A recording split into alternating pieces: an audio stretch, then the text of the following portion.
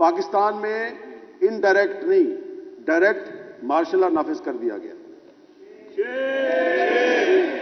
اب اس کی نامنظور نامنظور ماشاء اللہ نامنظور نامنظور ماشاء اللہ نامنظور. السلام علیکم ناظرین کرام، میں سلیم ایوان ہوں اور حاضر ہوں ایک نئی ویڈیو لے کے آپ کے سامنے. ناظرین کرام، بغیر کوئی وقت ضائع کیے آپ کو ڈائریکٹ لیے چلتا ہوں ویڈیو کی جانب. آپ ذرا ویڈیو دیکھیے پھر اس کے اوپر بات کرتے ہیں. سب سے پہلے first of all I would like to welcome the president of International Federation of journalist madam Dominic. We welcome her to Pakistan. یہ دنیا بھر کے 6 لاکھ سے جو زیادہ صحافی ہیں ان کی منتخب پریزیڈنٹ ہیں، اور آج یہ یہاں پہ ہماری مہمان ہیں.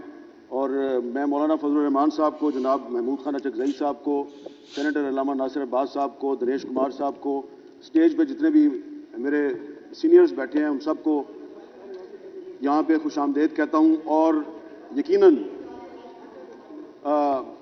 اسٹیج پہ بیٹھے ہوئے کچھ جو ہمارے بزرگ ہیں، سینئر سیاستدان ہیں، وہ آپ کا جوش و جذبہ دیکھ کے یہ سوچ رہے ہوں گے کہ بھائی یہ مرنے مارنے کے لیے کیوں تیار ہو گئے ہیں.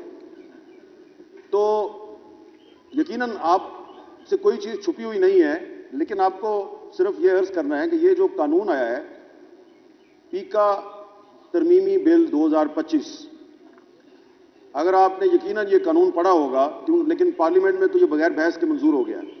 تو پارلیمنٹ میں تو بحث نہیں ہوئی، تو علامہ ناصر عباس صاحب سینیٹر ہیں، اگر وہ اس کو پڑھیں، جناب اچکزئی صاحب، مولانا صاحب، اور خاص طور پہ میرا بھائی دنیش کمار، وہ اس کو غور سے پڑھیں اگر، تو آپ کو پتہ چلے گا کہ اس قانون کے ذریعے پاکستان میں انڈائریکٹ نہیں ڈائریکٹ مارشل لا نافذ کر دیا گیا.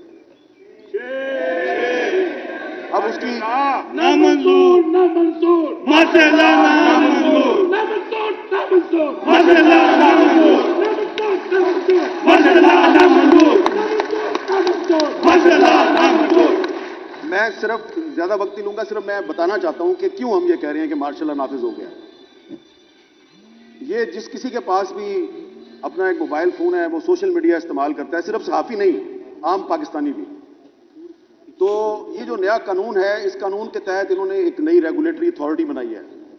تو آپ کے پاس اگر آپ ٹویٹر پہ ہیں، یا آپ یوٹیوب استعمال کرتے ہیں، یا آپ انسٹاگرام استعمال کرتے ہیں، یا آپ فیس بک استعمال کرتے ہیں، تو آپ کو اس اتھارٹی کے پاس جا کے اپنی رجسٹریشن کروانی ہے. اور اس کے بعد جب آپ رجسٹریشن کروائیں گے تو اس کے بعد ہی آپ اس کو استعمال کر سکتے ہیں، ادروائز آپ کے خلاف اس نئے قانون کے تحت کارروائی ہوگی.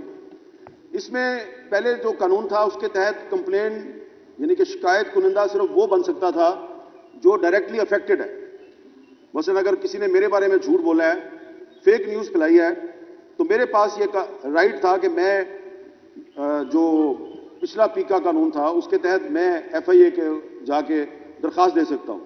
نئے قانون کے تحت کوئی بھی کمپلیننٹ بن سکتا ہے. کوئی بھی کا مطلب آپ سمجھتے ہیں کہ وہ کوئی بھی جو ہے وہ کون ہوگا؟ وہی ہوں گے جو صحافیوں کے گھروں میں گھس کے ان کو اٹھا کے لے جاتے ہیں، سیاسی کارکنوں کو لاپتہ کرتے ہیں. تو یہ ہیں وہ کوئی بھی.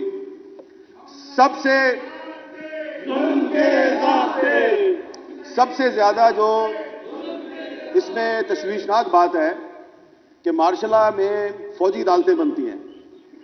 اس قانون کے تحت یہ خصوصی عدالتیں بنائیں گے جن کو انہوں نے ٹریبیونلز کا نام دیا ہے. ان ٹریبیونلز میں جن ججوں کو اپوائنٹ کیا جائے گا وہ ججز سپیریئر جوڈیشری کے ساتھ کنسلٹیشن کے بغیر اپوائنٹ ہوں گے. یعنی کہ جو آئین کا آرٹیکل 175 ہے جو کہ ججز کی اپوائنٹمنٹ کا ایک طریقہ کار آپ کو بتاتا ہے، اس کی وائلیشن ہوگی. اور وہ ایسے جج ہوں گے کہ حکومت اگر ان سے غیر مطمئن ہے، فیڈرل گورنمنٹ، تو کسی بھی وقت اس جج کو اس کی نوکری سے فارغ کیا جا سکتا ہے. کیونکہ وہ 175 کے تحت اپوائنٹمنٹ نہیں ہوئی، تو جس طرح ججز کو ریموو کرنے کا ایک آئینی طریقہ کار ہے وہ اس طرح سے ریموو نہیں ہوں گے. فیڈرل گورنمنٹ ہی ان کی اپوائنٹنگ اتھارٹی ہے، اور اگر کسی جج صاحب نے حکومت کی مرضی کا فیصلہ نہیں دیا تو حکومت اس کو فارغ کر دے گی. تو یہ قانون جو ہے یہ صرف عام پاکستانیوں اور صحافیوں کے خلاف استعمال نہیں ہوگا، بلکہ اس قانون کے ذریعے ایک پیرالل جوڈیشری قائم کر دی گئی ہے، اسپیشل کورٹس جن کو انہوں نے ٹریبیونلز کا نام دیا ہے۔ تو اب اس قانون کو مختلف ہائی کورٹس میں بھی چیلنج کیا گیا ہے، ایک درخواست سپریم کورٹ میں بھی ہے، لیکن لگتا یہ ہے کہ عدالت سے شاید ہمیں انصاف نہ ملے۔ تو اگر عدالت سے انصاف ملنے کی ہمیں امید بہت کم ہے، تو اس لیے پھر ہم جو ہے وہ پبلک فورمز پہ جا کے اس قانون کی مذمت کر رہے ہیں، اور ہم چاہتے ہیں کہ اس قانون کے خلاف پارلیمنٹ کے اندر اور پارلیمنٹ کے باہر ایک منظم تحریک چلائی جائے، کیونکہ یہ جو قانون ہے یہ نہ صرف یہ کہ آئین پاکستان کے بہت سے جو آرٹیکلز ہیں اس کی خلاف ورزی ہے، بلکہ یہ پارلیمنٹ کی بھی توہین ہے، کیونکہ پارلیمنٹ میں بغیر بحث کے اس کو منظور کیا گیا، یہ جوڈیشری کی بھی توہین ہے۔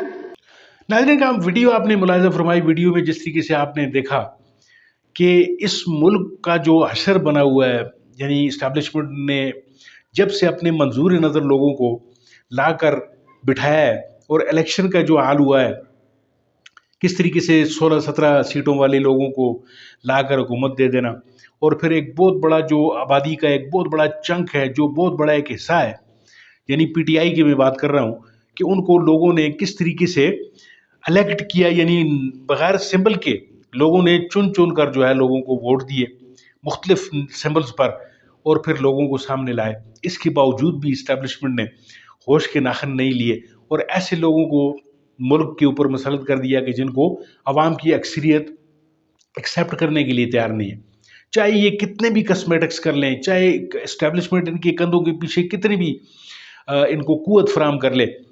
اب پنجاب کی صورتحال آپ دیکھ رہے ہیں، یعنی اشتہاروں میں بازی لے کر جا رہے ہیں، یعنی اخبارات بھرے ہوئے ہیں اس خاتون کے جو وزیر اعلیٰ پنجاب ہے، اشتہار بازی کا مقابلہ چل رہا ہے، اور جو گراؤنڈ پر ریئلٹی ہے وہ تو عام لوگ بھی دیکھ رہا ہے۔ اور آج کل سوشل میڈیا کا زمانہ ہے، چاہے آپ اس کو جتنا دبائیں گے، چاہے آپ اس پر جتنی بھی پابندیاں لگائیں گے، لیکن پھر بھی ہر ایک آدمی جس کے پاس موبائل ہے، جس کے پاس بولنے کو الفاظ ہیں، وہ اپنا کیتھارسس کرتا ہوا آپ کو سوشل میڈیا پہ نظر آتا ہے۔ تو ناظرین کا ملک کی حالت جو ہے وہ جوں جوں دن گزرتے جا رہے ہیں، اور جوں جوں اسٹیبلشمنٹ کو اپنی اس کوتاہی کا اندازہ جب تک نہیں ہوگا، اس وقت تک یہ ملک کسی ٹریک پر نہیں جائے گا، اور جمہوریت ہی اس ملک کا جو بیڑا ہے وہ پار لگا سکتی ہے، اور کوئی طریقہ کار نہیں ہے۔ کتنے آپ نے دیکھیں ماضی میں کیا کیا چیزیں ہم نے کر کے دیکھ لی ہیں۔ ناظرین آپ کا اپنا بہت سارا خیال رکھیے گا، اپنے چینل کا بھی ملتے ہیں آپ کے ساتھ کسی اور موضوع کسی اور ویڈیو میں، تب تک کے لیے دیجیے اجازت۔ اللہ آپ کا امین ناصر۔